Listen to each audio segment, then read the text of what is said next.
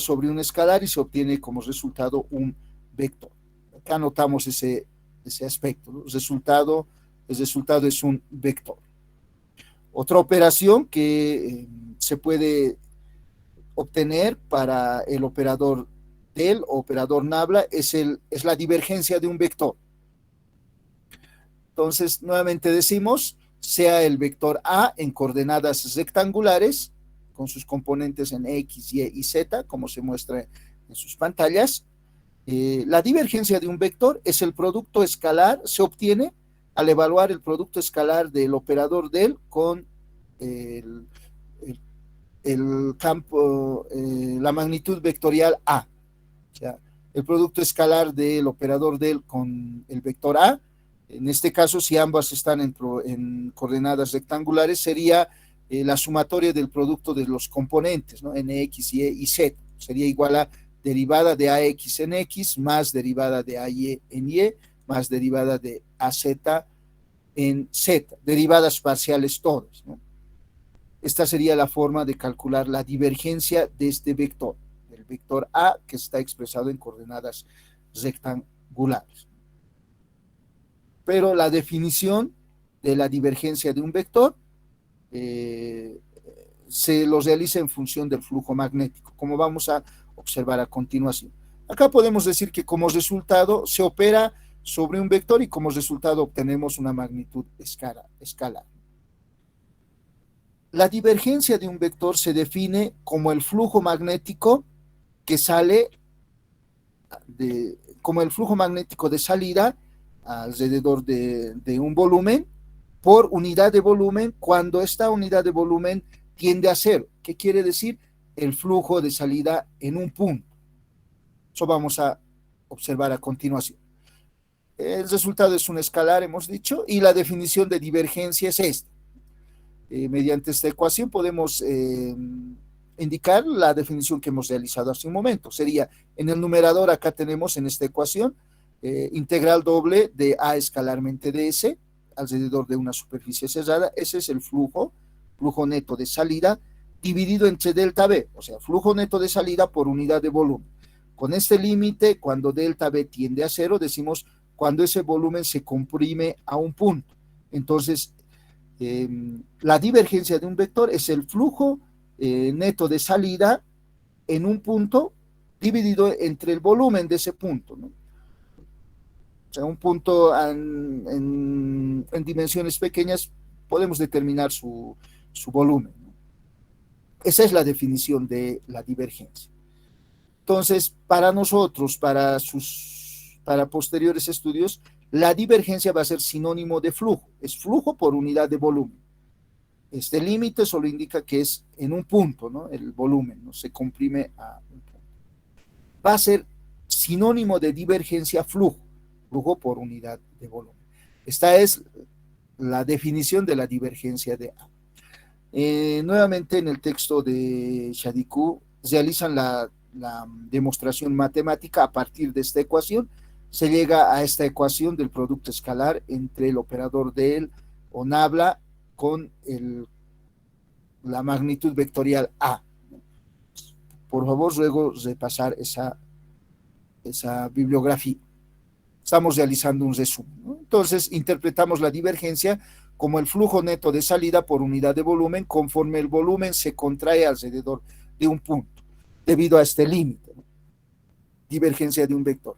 Y un concepto importante para nosotros es el teorema de la divergencia, que está relacionado con esta definición. El teorema de la divergencia plantea una ecuación, una igualdad matemática que relaciona una integral doble cerrada con una integral triple abierta, y es el siguiente. Dice, integral doble cerrada alrededor de una superficie de A escalarmente ds es igual a integral triple de la divergencia del vector A d dB.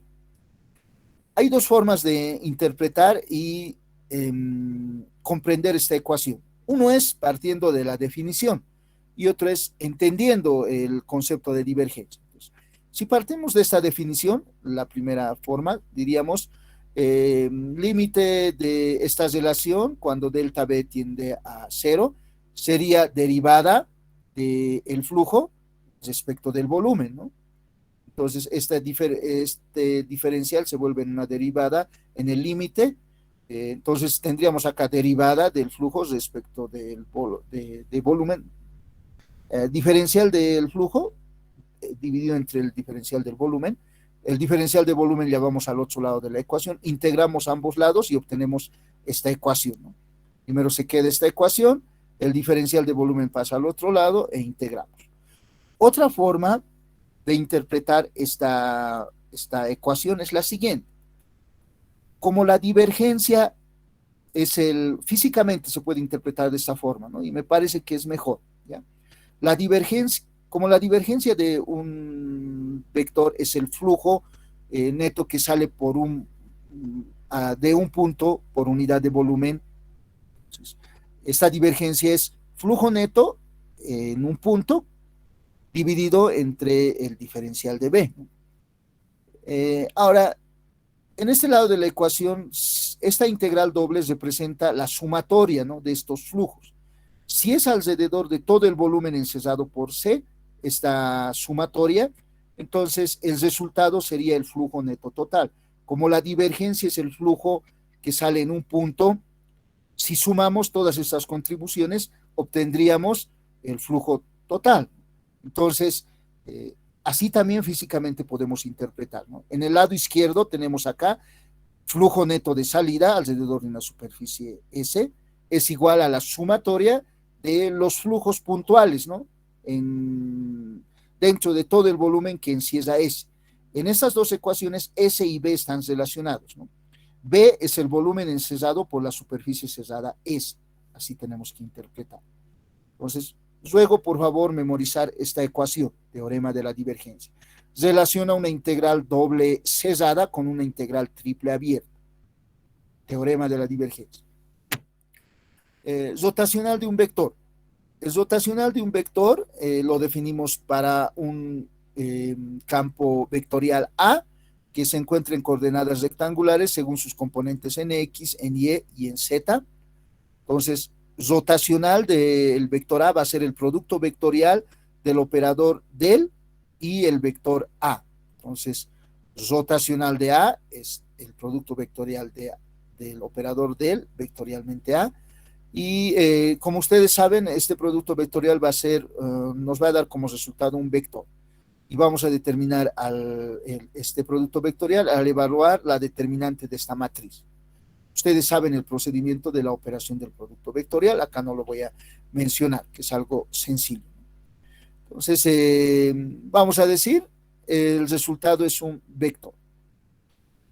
Pero ¿cuál es la definición física, la interpretación física del rotacional? El rotacional se define de una manera similar a la ecuación de la divergencia, solo que en lugar de involucrar una integral doble, involucra una integral simple.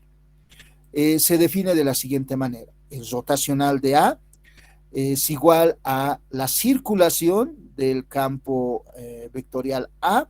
Eso representa el numerador de esta ecuación. Integral de línea alrededor de un camino cerrado C de A escalarmente de L. Esta integral representa la circulación del vector A por unidad de superficie dividido entre delta S. Esa superficie es la superficie encerrada por la curva C cuando delta S tiende a cero. ¿Qué quiere decir? Cuando esta superficie se reduce nuevamente a un punto. Entonces, el rotacional es proporcional a la circulación. Para nosotros va a ser sinónimos, rotacional va a ser igual a circulación. Por lo tanto, tienen que tener mucho cuidado cuando escriben divergencia de A y rotacional de A. Físicamente su interpretación es diferente, no es el mismo.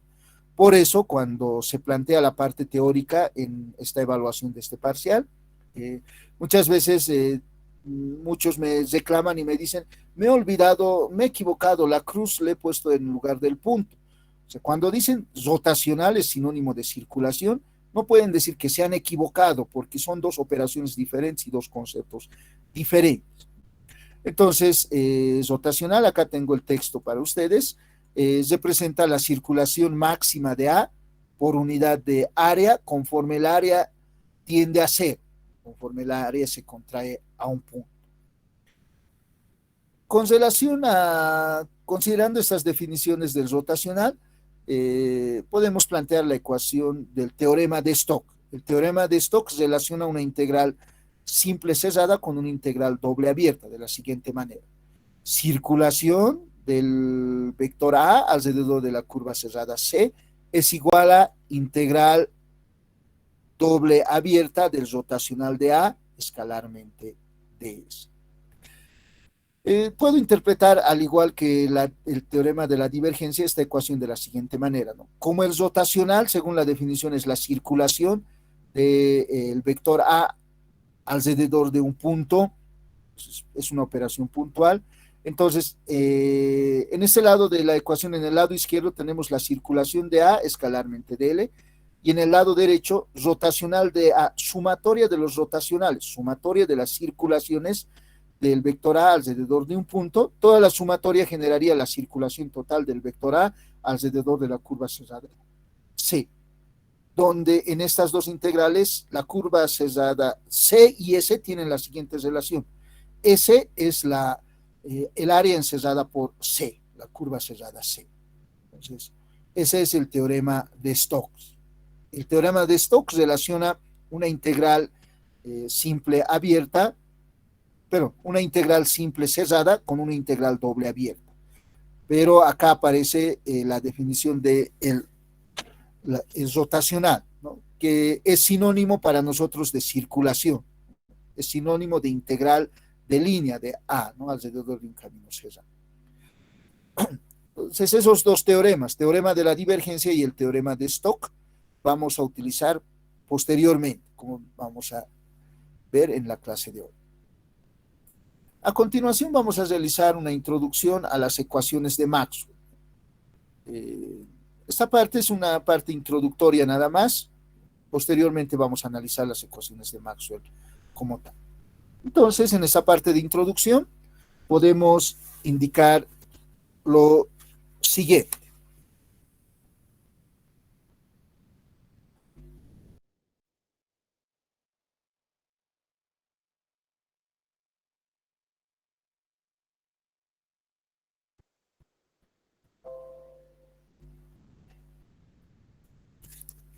Introducción a las ecuaciones de Maxwell.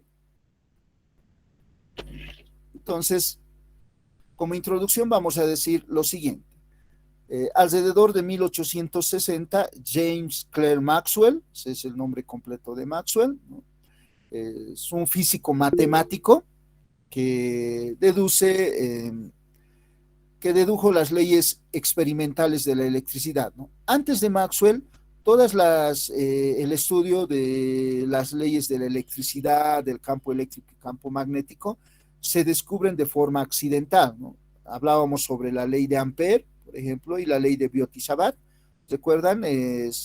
Ampère Oersted estaba estudiando el movimiento, estaba estudiando la corriente eléctrica que circula en un conductor, y por accidente ve que la circulación de corriente afecta a las agujas de una brújula, ¿no?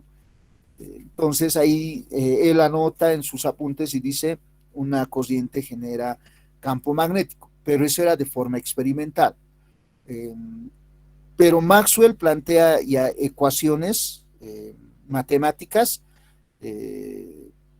y con un grupo de 4 ecuaciones matemáticas, Maxwell logra describir el procedimiento para generar una onda electromagnética, que es el aporte fundamental de Maxwell. Además de ese estudio, Maxwell observa que la velocidad con la que se mueve una onda electromagnética en el espacio libre es 3 por 10 a la 8 metros por segundo, aproximadamente. Y entonces dice Maxwell, si la onda electromagnética se mueve a una velocidad igual a la de la luz en el espacio libre, entonces la luz debe ser una onda electromagnética. Maxwell es el primer físico matemático que relaciona una onda electromagnética con la luz, y desde ese momento se estudia los rayos de luz también como una onda electromagnética. Eso es lo que vamos a indicar a continuación. Entonces, decimos además las leyes experimentales que hasta que Maxwell no haga su análisis se obtenían eran la ley de Coulomb, la ley de Gauss, la ley de Faraday y la ley de Ampère, las leyes que conocemos, ¿no? Y según Maxwell, estas leyes se pueden resumir de forma concisa en sus ecuaciones que se denominan las ecuaciones de Maxwell. Pero Maxwell, antes de realizar ese resumen y de plantear las ecuaciones que relacionan campo eléctrico con campo magnético, observa en la ley de Ampère una inconsistencia que es capaz de solucionar esa inconsistencia Maxwell con la introducción de un nuevo concepto que lo introduce por primera vez Maxwell en sus estudios, es el concepto de corrientes de desplazamientos que están ligados a las líneas de campo eléctrico, que posteriormente vamos a observar. El nuevo conjunto de ecuaciones, con esta corrección que realiza Maxwell a la ley de Ampère, predice la posibilidad de generar una onda electromagnética. Entonces, estas ecuaciones ahora ya van a permitir matemáticamente observar cómo se genera una onda electromagnética. Las ecuaciones de Maxwell, como vamos a observar, relacionan fuentes con campo eléctrico y campo magnético. Según como hemos estudiado, recordando conceptos de física 102, vamos a escribir las fuentes y los campos, campo eléctrico y campo magnético a continuación. Sabemos nosotros, en esta tablita, sabemos nosotros que una partícula de carga Q a su alrededor va a tener campo eléctrico. Entonces, la fuente de campo eléctrico es una partícula de carga Q. Para el campo magnético, la fuente inicial de campo magnético es una corriente que circula en un conductor, genera campo magnético. También en la ley de Faraday hemos observado que un campo magnético variable en el tiempo genera un campo eléctrico. Entonces, acá observamos dos fuentes para el campo eléctrico, una partícula de carga Q y un campo magnético variable en el tiempo. Para el campo magnético, hasta antes de la corrección a la ley de Ampère, la única fuente de campo magnético era una corriente, pero posteriormente, como vamos a observar, el análisis de la ley de Ampère, al cual le vamos a denominar ley de Ampère generalizada, vamos a observar que una fuente de campo magnético también es un campo eléctrico variable en el tiempo. O sea, existen dos fuentes para campo eléctrico y campo magnético de forma general. Para el campo eléctrico, una partícula de carga Q o un campo magnético variable en el tiempo. Para el campo magnético, una corriente que circula en un conductor o un campo eléctrico variable en el tiempo. Estas dos últimas ecuaciones que se citan en esta tabla, en las dos últimas filas, son dos conceptos que permiten estudiar la generación de onda electromagnética e incluso justificar cómo una onda electromagnética puede moverse incluso desde el vacío, a través del vacío, perdón, desde el Sol, llegar hasta la Tierra, ¿no? Recuerden, en física 102 ustedes han estudiado ondas mecánicas, donde han observado cómo viaja el sonido, y para viajar el sonido necesita un medio, el aire, ¿no? Donde las moléculas de aire se comprimen y esas variaciones de compresión, descompresión de aire permiten generar el sonido, pero en las ondas electromagnéticas pueden desplazarse de un punto a otro, incluso sin considerar un medio, ¿no? Pero eso solo es posible entender si consideramos la relación de estos dos conceptos. Más o menos el principio de generación y transporte de una onda electromagnética es la siguiente. Acá en estas dos filas se cierra un ciclo que lo analizamos de la siguiente manera. Un campo magnético variable en el tiempo genera un campo eléctrico, pero resulta que este campo eléctrico generado de esta forma es un campo eléctrico variable en el tiempo también. Pero en esta última fila tenemos que un campo eléctrico variable en el tiempo genera un campo magnético. Y este campo magnético va a ser variable en el tiempo también. Y ese campo eléctrico variable en el tiempo va a generar este campo magnético variable en el tiempo va a generar un campo eléctrico, el campo eléctrico variable en el tiempo, un campo magnético variable, y así sucesivamente. los campos eléctricos y magnéticos variables en el tiempo se van generando unas a otras. Un campo eléctrico a un campo magnético y un campo magnético a un campo eléctrico. Ese estudio lo vamos a realizar posteriormente. Pero es importante, ha sido fundamental el aporte de la ley de Maxwell eh, con la invención, la definición de la corriente de desplazamiento. Para terminar, vamos a indicar que Maxwell demostró que estas ecuaciones pueden combinarse para generar una ecuación de onda que deben satisfacer los vectores del campo eléctrico y el campo magnético. Vamos a estudiar esas ecuaciones de onda posteriormente. Las ondas electromagnéticas, que inicialmente son generadas por cargas eléctricas aceleradas en las antenas de los transmisores de ondas electromagnéticas, de radio, TV, telefonía móvil, ¿no? También Maxwell ha calculado la velocidad de propagación de una onda electromagnética en el vacío, como había indicado hace un momento, y lo determina mediante esta ecuación. Velocidad de propagación va a ser igual a 1 dividido entre raíz cuadrada de mu sub 0 por E sub 0. Si se acuerdan, en los valores de mu sub 0 y E sub 0, E sub 0 es la permitividad eléctrica del espacio libre, es 8.85 por 10 a la menos 12 farads, y faradios por metro, perdón, y mu sub 0 es la permeabilidad magnética del espacio libre y es igual a 4pi por 10 a la menos 7 henrios por metro. Si reemplazamos este valor en esta ecuación, vamos a obtener la ecuación de la velocidad de la luz exacta, con decimales incluidos, ¿no? Va a ser 299,78, no recuerdo bien, pero va a ser el valor exacto. Redondeando podemos decir que es igual a 3 por 10 a la 8 metros por segundo. Y esta es la velocidad de propagación de la luz. Desde este resultado, Maxwell afirma en sus estudios que los rayos de luz también son ondas electromagnéticas. Voy a dejar esta imagen en sus pantallas para que tomen sus apuntes por 2 minutos como mínimo. Si tienen consultas, pueden realizar sus consultas en este momento. ¿Tienen alguna consulta, algo que comentar? Pueden realizar sus consultas en este momento.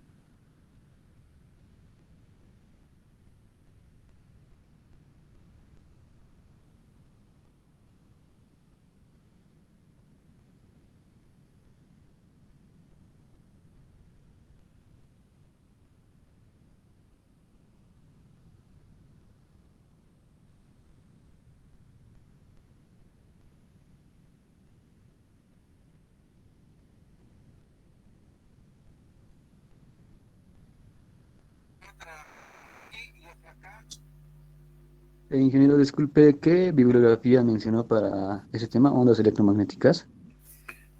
Dos textos, Ondas electromagnéticas de Joseph Edminister, de Ediciones Shaw, el texto más sencillito. Les he pasado en el material bibliográfico uno, y Electromagnetismo de Shadi Q, es el otro texto. Ese texto ya es estilo un texto ruso, muy bueno. En los capítulos 1 a 3, en la parte de introducción, van a observar la descripción y la definición de las operaciones del operador nave. Ruego, por favor, revisar ese material. Electromagnetismo de Shadi Q. Y también en la parte de ecuaciones de Maxwell está desarrollado este capítulo con detalle. Entonces, esos dos textos, luego revisar para que puedan comprender mejor si es que algún concepto el que menciona, el que les habla, no queda claro, ¿ya? Gracias, ingeniero. ¿Puedo continuar? ¿Puedo pasar a la siguiente página?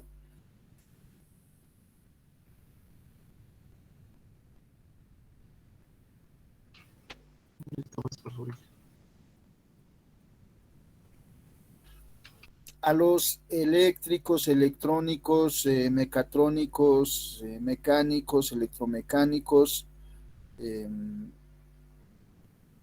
deben de estudiar estas ecuaciones de Maxwell porque mediante estas ecuaciones de Maxwell, por ejemplo, para los electrónicos se estudia la construcción de las antenas, ¿no?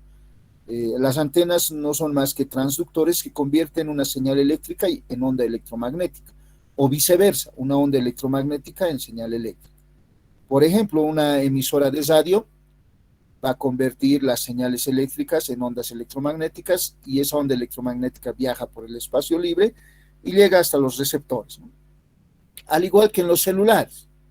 Los celulares igual, la radio base de una empresa X va a emitir ondas electromagnéticas que llegan hasta los celulares, ¿no? Y en los celulares se convierte la onda electromagnética en señal eléctrica, por eso podemos escuchar las conversaciones, ¿no?, que tienen con distintas personas. En la actualidad, el estudio de ondas electromagnéticas es importante porque nos permite estudiar las características de los sistemas de comunicación. Entonces, ruego, por favor, poner mucha atención en este capítulo. Estos conceptos van a estudiarlo posteriormente, seguro, no solo en un semestre, 2 o 3 semestres, ¿no? Bueno, puedo continuar, puedo pasar a la siguiente página. Ingeniero, por favor. Gracias. Vamos a continuar.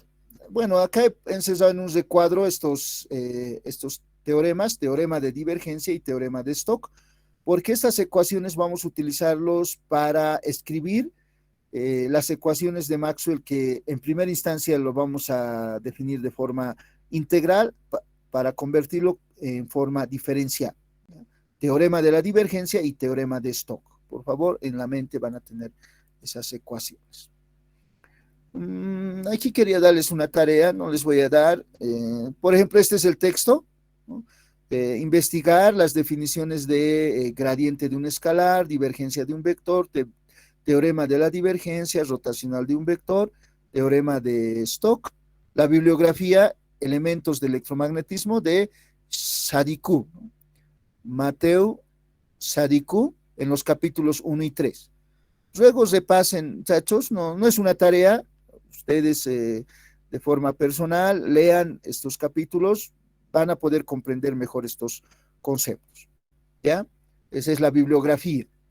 Tal vez no, hace un momento, de forma literal, no han podido tomar el apunte correctamente. Entonces, continuamos.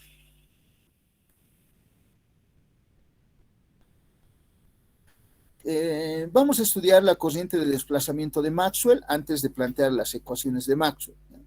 Entonces, para ello vamos a analizar la ley de Ampère y vamos a observar las inconsistencias que Maxwell observó en esta ecuación. Entonces, por si acaso, la corriente de desplazamiento de Maxwell se define como E sub 0, que es permitividad eléctrica del espacio libre, por derivada del flujo eléctrico respecto del tiempo. Esta es la ecuación de la corriente de desplazamiento de Maxwell. Tienen que memorizarse esta ecuación. Muchas veces en la parte teórica incluso, o en la parte de práctica, con esta ecuación se puede resolver problemas, ¿ya? Puede pedirles, escriba la ecuación para determinar la corriente de desplazamiento de Maxwell. O les puede decir que el flujo magnético en un área varía según una relación, ¿no? No sé, tantos Webers por segundo. Y les pueden preguntar, determinar la corriente de desplazamiento asociada a esta variación de flujo, ¿no? Entonces, es importante. Pero posteriormente vamos a volver a citar esta ecuación. Continuamos y decimos la ley de Ampère, que lo hemos estudiado en el capítulo 2, junto con la ley de Biot y Savart, dice que circulación, esta ley de Ampère indica circulación alrededor de un camino cerrado de B, del campo magnético B, mayúscula, era igual a mu sub 0 por I total. ¿Dónde está corriente I total? Recuerdan, era corriente que atraviesa un área cualquiera encerrada por la curva C. Hay que generar un área encerrada por la curva C. Esta definición, haciendo cumplir esta definición del cálculo de I, se puede observar una inconsistencia, ¿no? Como vamos a observar a continuación. Por favor, ruego leer nuevamente cómo debemos determinar esta corriente, ¿no? Esta corriente I total es la corriente que atraviesa un área cualquiera encerrada por la curva cerrada C. Cualquier área generada por esta curva cerrada C se debe considerar en esta integral para determinar la corriente I total. Una corriente que pasa cualquier área encerrada por esta curva cerrada C, ¿no? Entonces, y Maxwell observa que esta ecuación solo es válida para corrientes de conducción. ¿Cómo vamos a observar a continuación?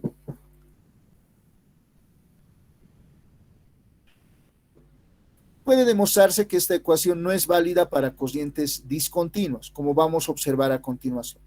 Por ejemplo, si consideramos un condensador de área A, dos placas circulares, digamos, de área A, entonces sabemos en circuitos de corriente alterna que se va a comportar como una impedancia, ¿no? Y a través de este elemento va a circular una corriente.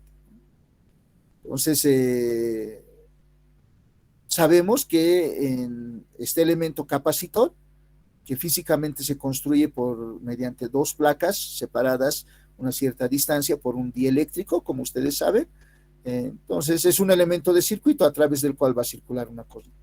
Entonces vamos a realizar las siguientes consideraciones. Si suponemos que una corriente I se dirige hacia esta primera placa, entonces podemos construir una curva cerrada C, en el cual podemos evaluar la ley de Ampère. Entonces decimos 1, si se aplica la ley de Ampère para S1, una superficie generada por esta curva cerrada C, esta superficie S1, tachada acá, de color azul, entonces decimos circulación de B escalarmente dl va a ser igual a mu sub 0 por esta corriente I que circula a través de este conductor. Pero puede aplicarse la ley de Ampère a otra superficie encerrada por la misma curva C. Si consideramos una superficie, una especie de un bañador, una fuente, como esta de una superficie de color rojo, en el cual está depositado las placas del capacitor, es como una ollita, como una fuente, donde estaría confinado las placas del capacitor. Entonces, si tratamos de aplicar la ley de Ampère considerando la superficie S2 tachada de color rojo, diríamos circulación de B escalarmente dl sería igual a 0. ¿Por qué? Porque a través del área S2, que también está generado por la curva cerrada C, no pasa ninguna corriente. Maxwell realiza este análisis y dice, para esta misma situación, para estas dos superficies, la ley de Ampère no me entrega resultados diferentes. En un caso me dice que es 0, en otro caso que es igual a mu sub 0 por I. Entonces, observa que existe una inconsistencia, ¿no?, en la ley de Ampère, que esta ley para algunos casos funciona y para otros casos no. Esto debido a que no existe ninguna corriente porque las cargas se detienen en las placas del condensador, ¿no?, para el segundo análisis. Entonces Maxwell observa una ambigüedad, ¿no? Esa ambigüedad lo soluciona reemplazando en lugar de I total por dos corrientes. Una corriente que se denomina corriente de conducción que aparecen en los conductores y una corriente que está definido por esta ecuación inicial que hemos escrito, donde la corriente de desplazamiento está relacionado con el flujo eléctrico o las líneas de campo eléctrico. Entonces decimos, Maxwell demostró que puede generalizarse esta ley para que sea válida para todos los casos, y para incluir todos los casos se sustituye I total por dos cocientes, cociente de conducción I sub D, que va a aparecer en los conductores, más cociente de desplazamiento, que va a aparecer en cualquier lugar donde exista líneas de campo eléctrico y se pueda generar flujo eléctrico a través de un área. Donde en esta ecuación acá anotamos para sus apuntes, I es cociente de conducción y sub D cociente de desplazamiento. I sub D se define mediante esta ecuación, ¿no? Es igual a E sub 0, permitividad eléctrica del espacio libre, por derivada del flujo eléctrico respecto del tiempo. Si reemplazamos esta ecuación para I total en la ley de Ampère, diríamos, por lo tanto, circulación del campo magnético B alrededor de un camino cerrado sería igual a mu sub 0 por I total, pero I total ya tiene estos dos términos, por lo tanto, distribuyendo mu sub 0, sería mu sub 0 por I, más mu sub 0 por E sub 0, derivada del flujo eléctrico respecto del tiempo. Esta ecuación, que se obtiene de esta manera, se denomina ley de Ampère generalizada, que se puede aplicar en todos los casos y va a ser válida esta ecuación. Entonces, esa es la corrección que realiza Maxwell a la ley de Ampère, determinando esta ley de Ampère generalizada. Y con esta corrección ya plantea las cuatro ecuaciones según Maxwell, que son suficientes y necesarias para resolver cualquier análisis relacionado con campos eléctricos y campos magnéticos. Antes de plantear las ecuaciones de Maxwell, podemos tratar de comprender por qué Maxwell define la corriente de desplazamiento de esta forma. Entonces, nosotros vamos a ir un proceso inverso, vamos a seguir. Vamos a demostrar que esta ecuación para la corriente de desplazamiento es una magnitud que representa cociente. Es sub 0 derivada del flujo eléctrico respecto del tiempo, debe tener unidades de cociente. Eso vamos a demostrar y en ese análisis vamos a observar que cociente de desplazamiento es la cociente asociada a las líneas de campo eléctrico, como vamos a observar a continuación. Entonces, nuevamente el mismo gráfico, las placas de un condensador, de placas de área A, ¿no? La cociente I circula, supuestamente al circular esta cociente van a depositarse cargas positivas en la placa, en la primera placa de este capacitor. Si aquí hay placas positivas, en la otra tendremos placas negativas. En un capacitor funciona de esa manera. En una placa se almacena carga positiva y en la otra carga negativa. Ahora esa carga Q está acá. Conforme vaya avanzando, esta carga va a ir aumentando, ¿no? Va a tener seguro una carga, 2, 3, 10, 100, ¿no? Dependiendo del valor de la corriente. Si tenemos una carga positiva y cargas negativas, sabemos que a las cargas positivas y cargas negativas asociadas tenemos líneas de campo eléctrico. Las líneas de campo eléctrico siempre van a salir de la carga positiva e ingresar en la carga negativa. Eso se muestra en esa gráfica, ¿no? Entonces, entre las placas de un condensador van a existir líneas de campo eléctrico que van de la placa positiva a la placa negativa.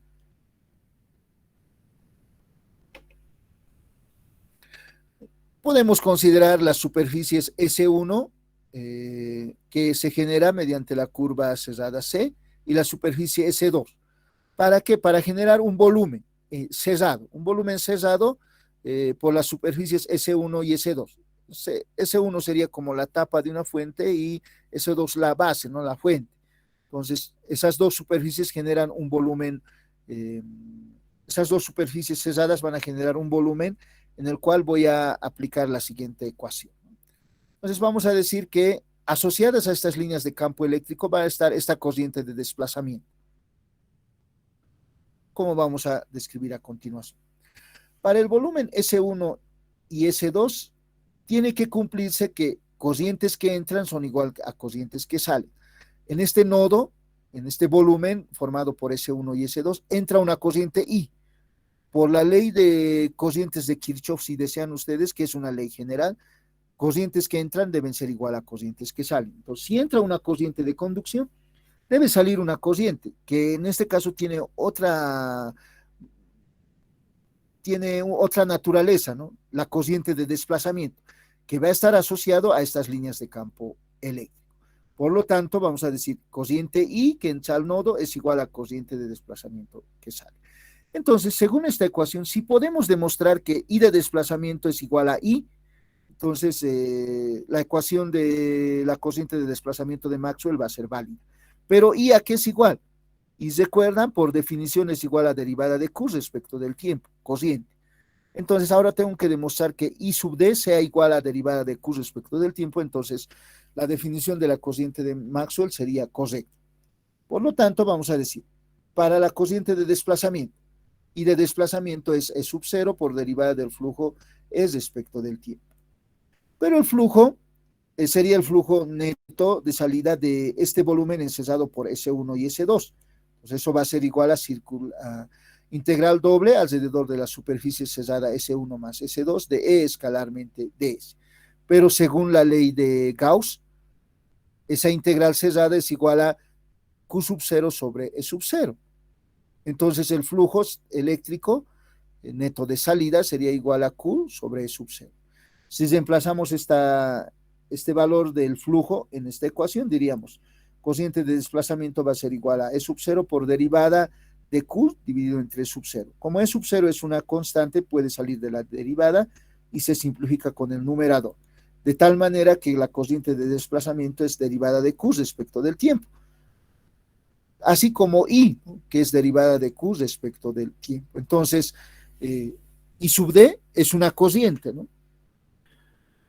Por lo tanto, esta ecuación que obtenemos de la ley, al considerar la ley de la continuidad de la carga, que viene a aplicarse en la ley de corrientes de Kirchhoff, indica que corriente de conducción derivada de Q respecto del tiempo es igual a corriente de desplazamiento, E sub 0 por derivada de E del flujo eléctrico respecto del tiempo.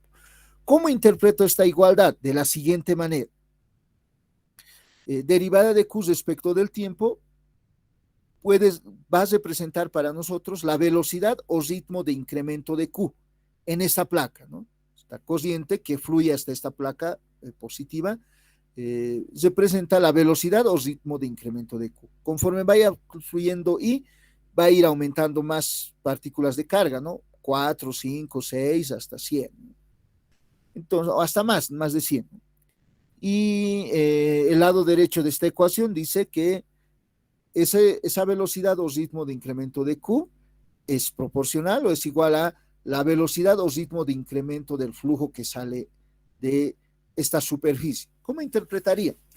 Como esta corriente ingresa a esta placa, entonces las partículas de carga positivas van a ir aumentando, las partículas de carga negativa también. ¿Eso qué involucra para el campo eléctrico? Que las líneas de campo eléctrico van a ir aumentando, por lo tanto, el flujo también, porque es proporcional a las líneas de campo eléctrico. Por lo tanto, esta identidad lo voy a interpretar de la siguiente manera. La velocidad o ritmo de incremento de la carga en estas placas del capacitor es igual a la velocidad o ritmo de incremento del flujo que sale, porque las líneas de campo eléctrico van a aumentar. Entonces esa es la interpretación de la corriente de desplazamiento de Maxwell. Para terminar esta parte, podemos comparar la ley de Faraday con la ley de Ampère. La ley de Faraday hemos analizado y era esta ecuación. Y en esta ecuación hemos dicho que un campo eléctrico variable en el tiempo, un campo magnético variable en el tiempo genera un voltaje. Y un voltaje está asociado a las líneas de campo eléctrico que generan la fuerza eléctrica para generar corriente. Entonces, podemos indicar acá en esta ecuación que un flujo magnético variable en el tiempo produce un campo eléctrico. Flujo magnético variable en el tiempo genera un campo eléctrico. Si planteamos la ley de Faraday para el espacio libre, ¿qué quiere decir? Que la corriente de conducción es cero, entonces sería esta. Ley de Ampère generalizada en el espacio libre, diría circulación de B escalarmente dl, acá falta la integral cesada, van a disculpar, lo van a arreglar por favor, es igual a mu sub 0 por E, derivada del flujo eléctrico respecto del tiempo. Entonces, en esta ecuación podemos decir también, comparando con la ley de Faraday, si observan ambas ecuaciones son similares, solo que la ley de Faraday es para el campo eléctrico, es generado por un flujo magnético variable en el tiempo. Entonces, la ley de Ampère diríamos que un campo magnético es generado por un flujo eléctrico variable en el tiempo. Entonces, podemos decir de la ley de Ampère generalizada, el flujo eléctrico variable en el tiempo produce un campo magnético. Entonces, estas interpretaciones son fundamentales. ¿Por qué? Un flujo magnético variable en el tiempo genera un campo eléctrico, pero este campo eléctrico va a ser variable en el tiempo. Entonces va a generar un flujo eléctrico variable en el tiempo. Ese flujo eléctrico variable en el tiempo va a generar un campo magnético. Y este campo magnético va a ser variable en el tiempo también. Y ahí generamos un ciclo de generación de campo eléctrico y campo magnético sin necesidad de medio alguno. Voy a dejarles con esta imagen por 2 minutos como mínimo para que tomen sus apuntes. Si tienen consultas, pueden realizarlo mientras toman sus apuntes.